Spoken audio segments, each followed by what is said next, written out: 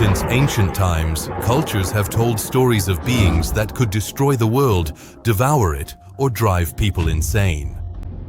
Some are divine, others demonic, but all are terrifying. What do they have in common? Fortunately, today they exist only in stories. Here are 12 creatures you can truly be glad have long since disappeared. Number 12. Egyptian mythology describes Apep, more commonly known as Apophis, as a gigantic serpent of chaos that tries to devour the sun every night. It lives in the underworld, slithers through darkness and every crevice, and attacks with its powerful jaws. Apep stands for darkness, destruction, and dissolution. In nature, Apep is reminiscent of giant hippos, crocodiles, or pythons, predators that strike silently in the water.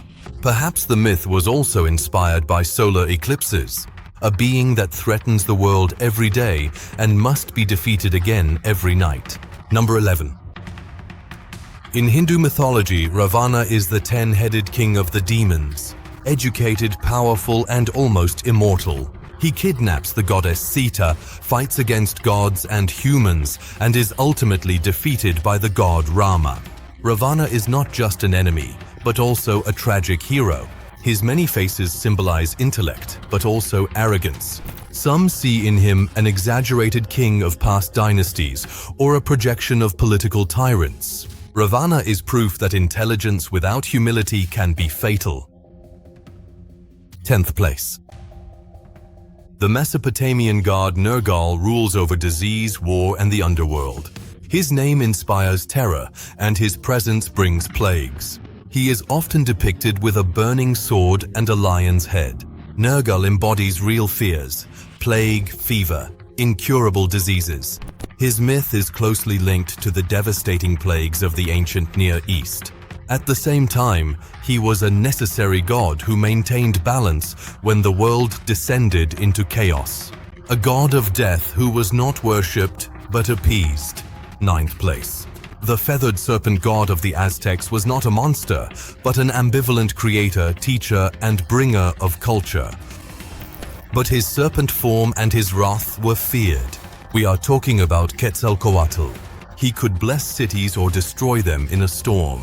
The idea of a flying serpent may have arisen from observations of rare birds or snakes that leap from trees.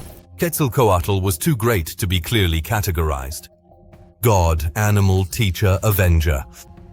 And that's exactly why it was so dangerous to challenge him. Number 8. From Malaysia and Indonesia comes the legend of the Pontianak, the restless female ghost who screams at the full moon and tears men apart. She is the spirit of a woman who died in childbirth. She smells of frangipani, appears as a beauty, and shreds her victims with claws and teeth.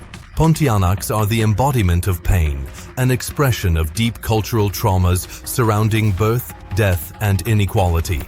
Their stories are reminiscent of bats, nightmares, or women with mental illnesses who were once cast out. A spirit that only rages when she has been forgotten.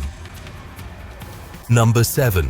She dances on corpses, wears necklaces of skulls, and smiles with a blood-smeared mouth. Kali is the Hindu goddess of destruction, death, and transformation. Kali is not evil, but she is fearsome. She destroys illusions, egos, and worlds. Her mythological power is based on the real experience of spiritual border states, ecstasy, trance, dissolution. Kali shows that destruction is necessary for something new to arise. But if you approach her too soon, she will burn you out. A divine fire that forgives nothing. Number 6. In the Babylonian creation myth, she is the primordial mother, a draconic being from the Salt Sea who gave birth to gods and later tried to destroy them all. Tiamat. She fought with an army of monsters, was killed, and from her divided body, the world was created. Tiamat symbolizes chaotic creativity. She creates and destroys at the same time. Fossils of giant sea creatures may have inspired her form, or the idea that order emerges from chaos. A cosmic leviathan.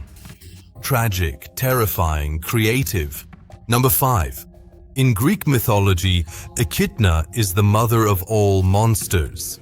She gave birth to Cerberus, Hydra, Chimera, and many more. Half woman, half serpent, she lived deep within the earth. She was rarely fought. Her children took care of that for her.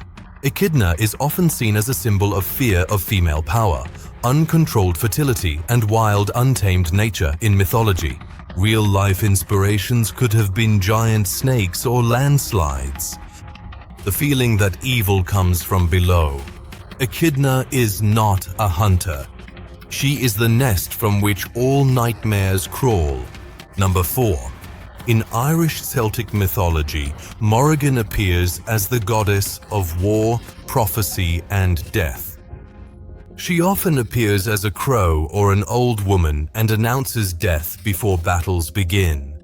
Sometimes she seduces heroes, sometimes she curses them. She is reminiscent of real experiences with war, trauma, and loss. Her bird form may be based on the observation of crows on battlefields. Morrigan is not simply a goddess. She is the whisper before the battle and the last thing you hear when you lose. 3rd place. The Hecatoncheires are gigantic giants with 100 arms and 50 heads, chaotic, destructive, and uncontrollable. They were banished by Uranus and freed by Zeus as weapons against the Titans. They represent excess, power without control, movement without direction. Perhaps they arose from earthquakes, volcanic eruptions, or natural phenomena that shake and destroy everything at once. They are not monsters in the classical sense, but the embodiment of absolute loss of control, and they show that even the gods need monsters to defeat other monsters. 2nd place. The buffalo demon from Hindu mythology, Mahishasura. He appears in the ancient texts of the Markandeya Purana, especially in the Devi Mahatmya, as one of the greatest adversaries of the gods. He was an asura, a demon who, through strict asceticism, gained the blessing that no man could ever kill him. With this invincibility, he conquered heaven and earth, plunged the gods into fear, and forced them to flee.